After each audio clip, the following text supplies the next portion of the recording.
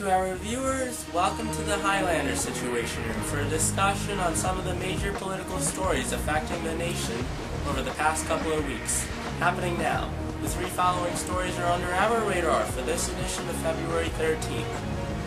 President Obama tackles new second-term initiatives on gun control, education, and the economy following an ambitious State of the Union address last Thursday. Also, early in February, the United States Postal Service announced that it will be terminating Saturday mail delivery soon. And a few weeks ago, New Jersey Governor Chris Christie lashed out at a former White House physician who said she worries about him dying in office were he president. I'm Neil Nizenbot, and this is the High.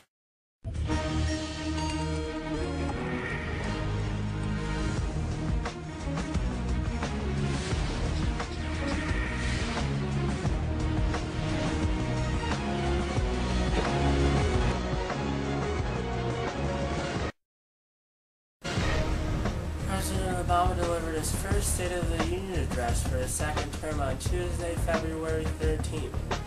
He laid out sweeping initiatives for the next 4 years on the economy, environment, and education, and much more, while delivering optimistic trends of his first term. Together, we have cleared away the rubble of crisis. And we can say with renewed confidence that the state of our union is stronger.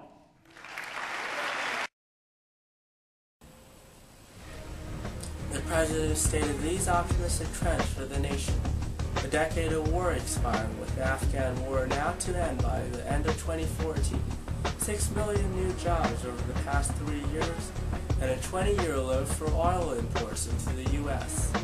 Nevertheless, the President did not waste much time before launching into interconnected public policy areas.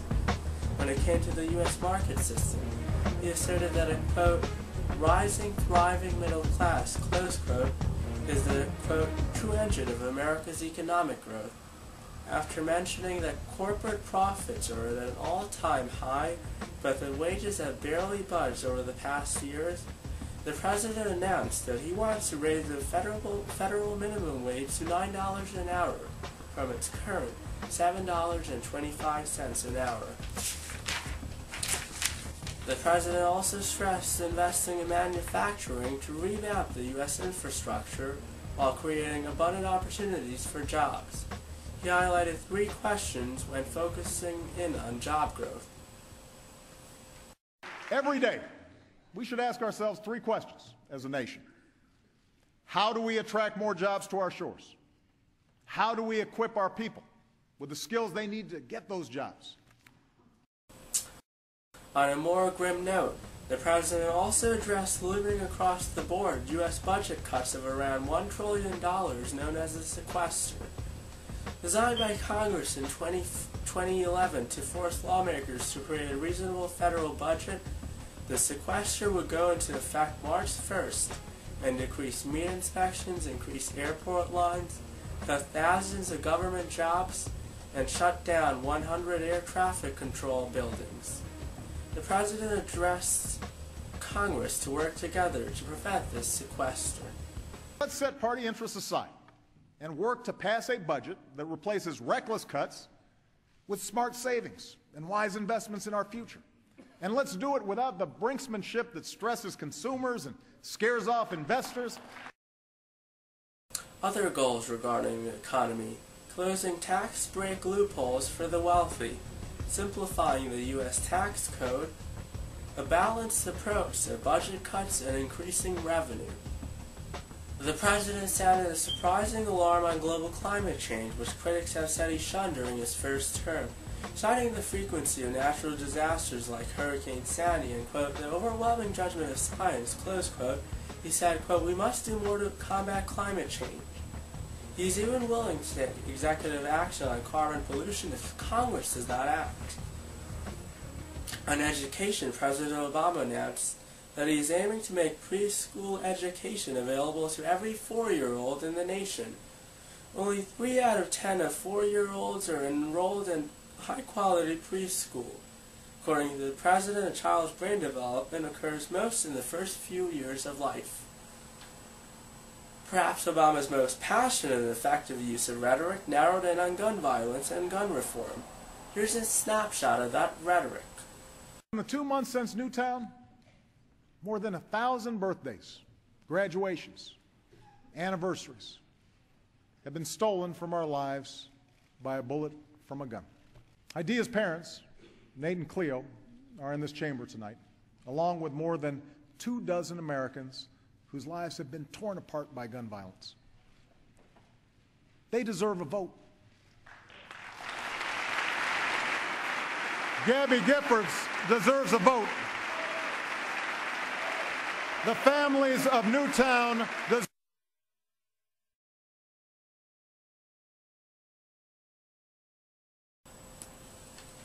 The president's wish list on gun reform is to ban assault weapons and high-capacity magazines, rounds of 10 or more bullets, and enact universal background checks, something which 92% of Americans agree to, according to a recent Quinnipiac poll.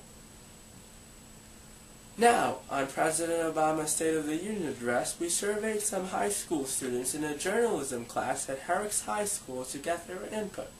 Some students chose to remain anonymous. Our question was, did you see the State of the Union, and what are your thoughts about it if you did? Or if you did not, what's your perception of the nation's current direction? Sarah Ahmed said, quote, "I think the President addressed very important issues, especially on gun laws and gun violence, which I think he is determined to change.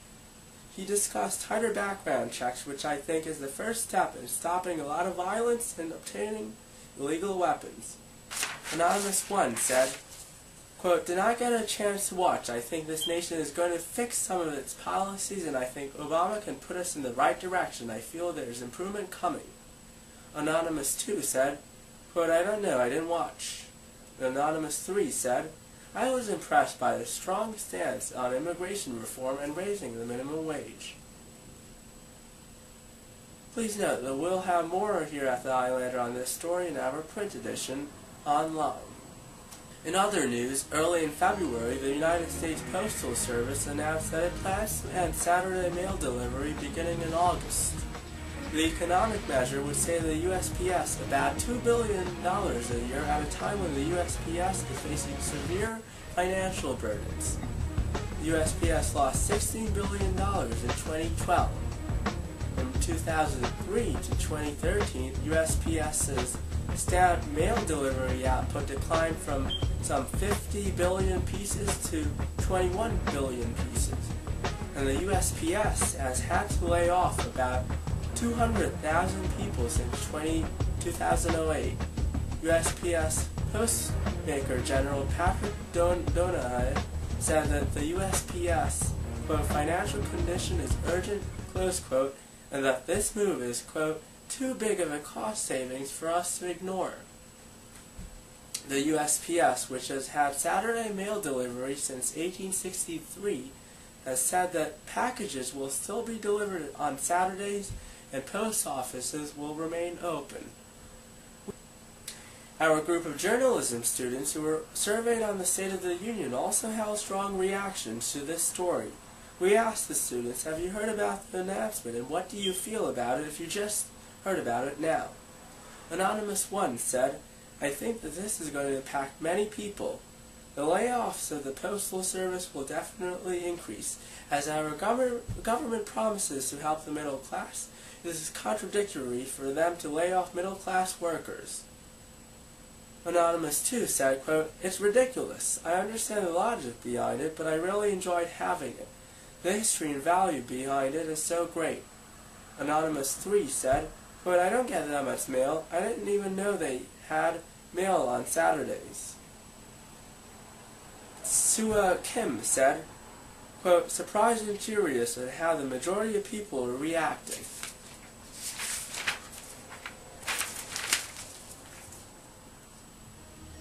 Winston Churchill once said, "Politics are almost as exciting as war and quite as dangerous. In war you can be killed once, but in politics many times." Close quote. His statement about the vulnerability of politicians couldn't be farther from the truth a few weeks ago when Chris Christie was picked on by a former White House physician because of his weight. former White House physician for Bill Clinton, Connie Mariano, said in an interview with CNN that she urges Christie to lose some weight because she worries about him, quote, dying in office from a heart attack or stroke were he president. Christie, who weighs over 300 pounds, dismissed the physician's fears, saying that she is a, quote, hack who wants 5 minutes on TV, close quote. He lashed at the physician, saying she should, quote, shut up unless she wants to look at his family history and give him a medical exam. But did Mariano have legit concerns, or was it just politics? Anonymous 1 said, that White House physician has no prudence in making that comment in public. What if Chris Christie has a genetic disorder that makes him obese? It's not his fault. I don't think weight should be a factor when assessing a person's judgment. Sua Kim said, it seems to show that he is, quote, reasonably considerate, close quote, on his health. Sarcasm.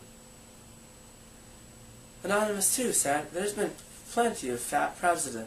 Liking donuts has nothing to do with politics.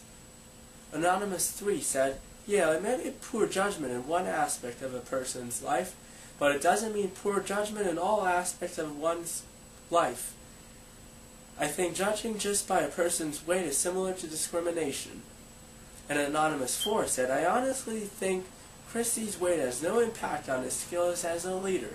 He has proven a capable governor, and if he were to become president, I think he would try to do his best for the country. His weight is of no importance. That's it for me here in the Situation Room. Thanks very much for watching. I'm Neil Nizendon, and I'll be back here after our excited with